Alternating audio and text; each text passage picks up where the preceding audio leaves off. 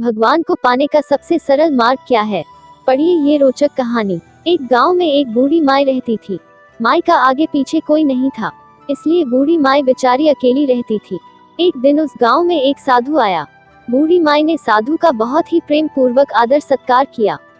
जब साधु जाने लगा तो बूढ़ी माई ने कहा, महात्मा जी, आप तो ईश्वर के परम भक्त हैं, कृपा करके मुझे ऐसा आशीर्वाद दीजिए जिससे मेरा अकेलापन दूर हो जाए। अकेले रह रह करके उब चुकी हूँ।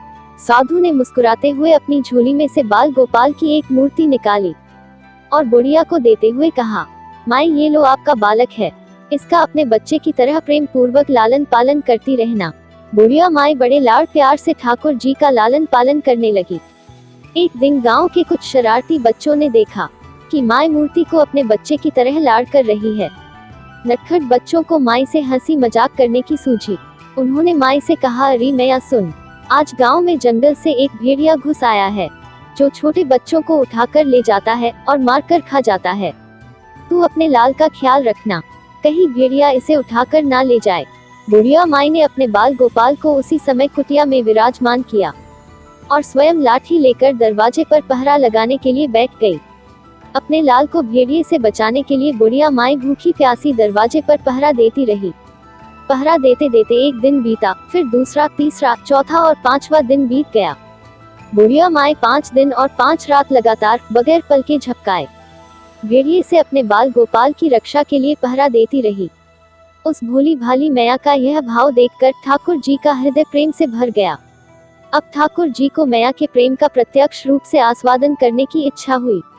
भगवान बहुत ही सुंदर रूप धारण कर वस्त्राभूषणों से सुसज्जित होकर माई के पास आए। ठाकुर जी के पांव की आहट पाकर माई अड़ गई कि कहीं दुष्ट भेड़िया तो नहीं आ गया मेरे लाल को उठाने। माई ने लाठी उठाई और भेड़िए को भगाने के लिए उठ खड़ी हुई।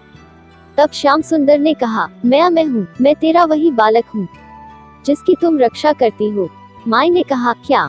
चल हट, तेरे जैसे बहुत देखे हैं, तेरे जैसे सैकड़ों अपने लाल पर न्योछावर कर दूं। अब ऐसे मत कहियो, चल भाग जा यहाँ से। ठाकुर जी मैया के इस भाव और एकनिष्ठता को देखकर बहुत ज्यादा प्रसन्न हो गए। ठाकुर जी मैया से बोले, अरे मेरी भोली मैया, मैं त्रिलोकीनाथ भगवान हूँ, मुझसे जो चाहे वर मांग ले, मैं तेरी भक्ति से प्रसन्न हूँ।